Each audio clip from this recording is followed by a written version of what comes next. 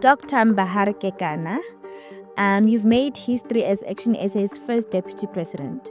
But before we get into politics, let's take a step back. Who is Dr. Mbahare Kekana? Where were you born? How did you grow up? And what kind of values shaped you in your early years? Thank you very much for the opportunity. Dr. Mbahare Kekana was born in a village called Khaseabe. It was previously falling under Uputatswana, but after 1994 it was then demarcated to Mpumalanga province. As we speak, we are demarcating it back to Limpopo, so it's a more confused small village. And I was raised by my grandmother, my grandfather, and my mom, my mother, and my uncles. So I'm a person who grew from a family which loves education, and I matriculated in the village of Khaseabe at 1996 from Mishidi High School, and then went for tertiary after that. Yeah. You often share that your educational journey was not smooth, and at some point you did not complete your qualification and ended up working as a security guard. Can you take us into that period of your life? What was going through your mind as a young man at the time? I can tell you it was never easy, because by then it was difficult to get a bursary, especially coming from a rural village. I then went to, by then it was called TUT. No, TNT, Tswane Northern Transvaal. It then changed to Tswane Northern Gauteng TNG. Lately now we call it TUT. When I arrived there, I wanted to study analytical chemistry. That was my plan. That was what I was. I was a person of science. Then when I arrived there, I was not even aware what is a semester, what is a year module. When I arrived, it was first time I heard something like that. And the money that I was being given by my grandfather was very little for me to pursue a qualification, which you have to pay every 6 months. I was then advised to register for human resource management. It's not something that I liked, but I did pursue it, and after a year, then I dropped because of finances again. I then looked for a job, and I was then hired by Telkom as a security guard, and we worked there for a duration of 5 years. I then decided to complete the same qualifications with UNISA, and I was then hired as a security guard at the Department of Women Settlement, whereby I worked there for another 5 years.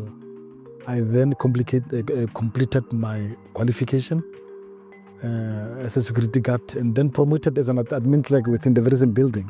Here I am now, yeah. Interesting.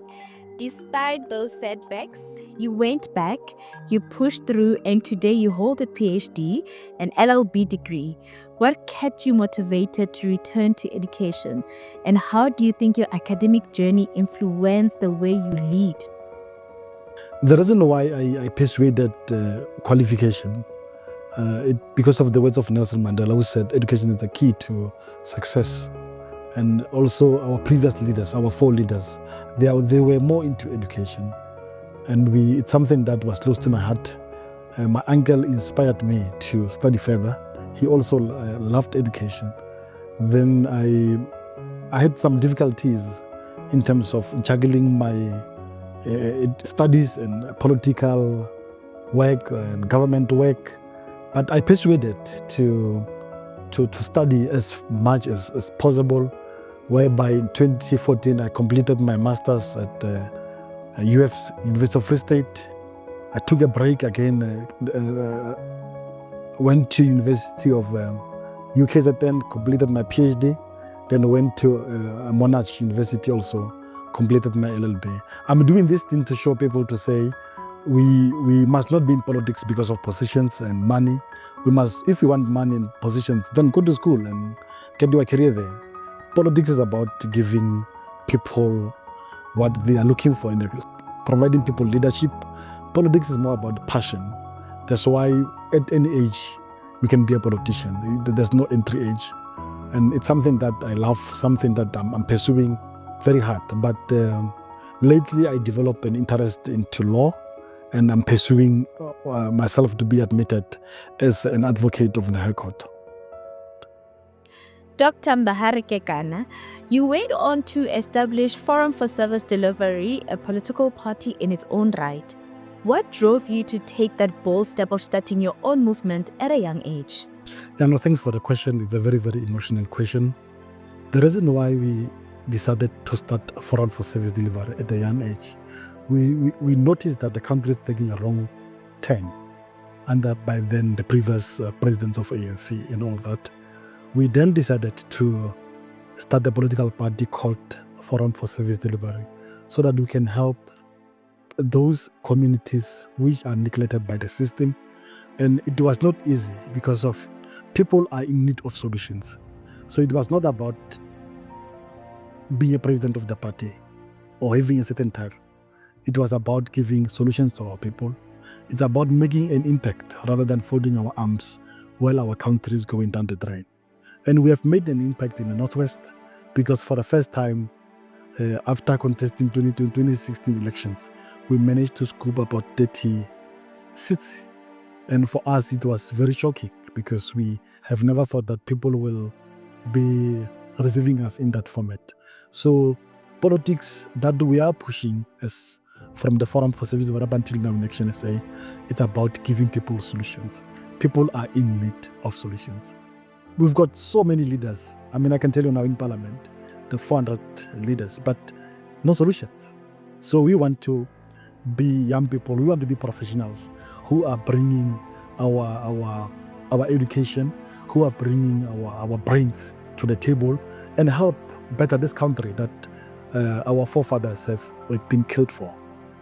Fast forward to that, you eventually decided to merge Forum for Service Delivery with ActionSA. Why did you believe that ActionSA was the right home for your vision and your supporters? Yeah, no, it was not an easy decision. I don't want to lie to you. But because it was not about title. I've briefed my team to say we need to approach parties which we can work with because of political space is too much fragmented. We are now sitting at IEC 687 political parties. It doesn't make sense. For the first time, we had 3 ballot papers. It does never happen that our people on the ground must be subjected to a long, various ballot papers. So we wanted to disrupt the space of bringing parties together under the umbrella of ActionSA. That's why after we joined the party ActionSA, we established what do you call it, a green umbrella. And I can tell you, I had to step down as the president of the party, my own party for that matter, to be a deputy president of ActionSA, because I believed that parties must then come together. I believe it's time for us to lead by an example. And this is how I want to be remembered. I want to be remembered as a leader who did not sacrifice his own benefits, but he sacrificed his own parties for the benefit of changing the lives of our people. And I can tell you the measure is going well. We are happy under the leadership of Mtate Mashaba, who's very clear to say, I want to develop other leaders. And we are working together and we're looking forward in terms of seeing other parties coming forward and relinquishing their seats and coming to join this green umbrella. And we built this country going forward. Our target is clear and it's one only. There must not be any government formed without ActionSA. There must not be any structure or anything that must move without ActionSA. And you can notice that the party is growing. The recent by-elections results have actually indicated the party is on the right track, and we are building branches for the first time, and we are moving this party in terms of strengthening its brand going forward. Now, as the Deputy President of ActionSA, key to mention, one of the youngest Deputy Presidents among South African political parties, what do you see your core mission in this role be? Thank you. I'm not sure whether I'm young, but maybe because of political age, I don't know, maybe I'm young. But my key role is to ensure that we built an alternative government. We want to have ActionSA as an alternative to GNU, as an alternative to other parties that are governing under GNU. So my role is very clear, is to ensure that we built 70 branches in terms of the structures, is to ensure that the party attracts young and old, illiterate or not illiterate, we just have to attract everyone. And we believe that this party, it's a future. It's a future party which all of us, we are really behind it. And we believe that this party will surprise many and will deliver in terms of the expectation in line with the voters. Now, obviously, there's a man beyond politics. Before politics, there is Dr. Mbahare Kekana as just an individual. So we want to know, what do you enjoy when you're not in the political meetings? Tell us about your family, your hobbies, your personal values. No, it's difficult to say, because you remember I've spent 12 years of my life as a leader of a party, and people who are leaders of the party must understand we've got lesser life in terms of enjoying ourselves. But I can tell you, I enjoy watching soapies, Skim Sam. I'm enjoying watching soccer. I enjoy myself reading books, visiting other countries.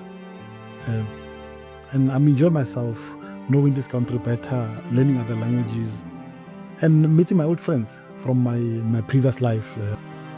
A man behind Dr. Mbahare Kekana, he's a husband, he's a father, he's a brother, he's a grandchild, and also mainly a father to my amazing kids. Now, Dr. Mbahare Kekana, stepping into your vision and your legacy at just 46 years old, I'm correct, with a PhD and LLB degree, and this leadership role that you hold on ActionSA. You are a rare example in South African politics.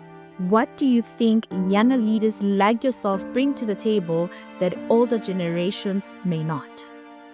I think we as younger people, remember by then, education was a challenge with our older generation. Now we are coming on the table well-informed, having been access a high level of education. We are coming as professionals. We are coming with a variety of knowledge, experience, technology, and everything that you can ever think of. We are radical. We are more fearless than the old generation, because we believe that there must nothing happen without us. And no decision must be taken without us. So we want to be given a space to help the older generation so that we can work together towards building a better South Africa.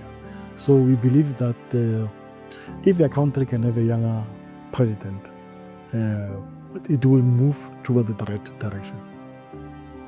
And finally, when history writes about Dr. Mbahare Kekana one day, what do you want to say about your legacy as a leader? How I want to be remembered, very emotional question. I want to be remembered as a leader who tried his level best under the circumstances. A leader who has traveled a lesser traveled road in terms of my life, in terms of politics. I want to be remembered as a leader who was a leader of the people, young and the old. I want to be remembered as a leader who loved education more than anything else. I want to be remembered as a leader who was selfless, a leader who led by example.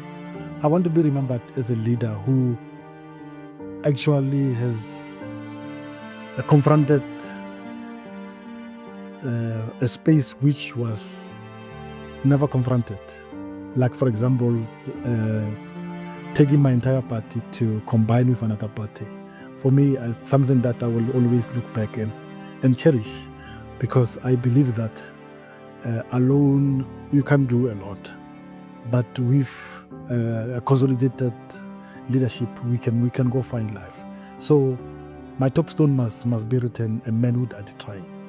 This was the hot seat to know the man behind the deputy presidency of ActionSA. I am Dr. Mbahare Kekana. Thank you very much. I appreciate it.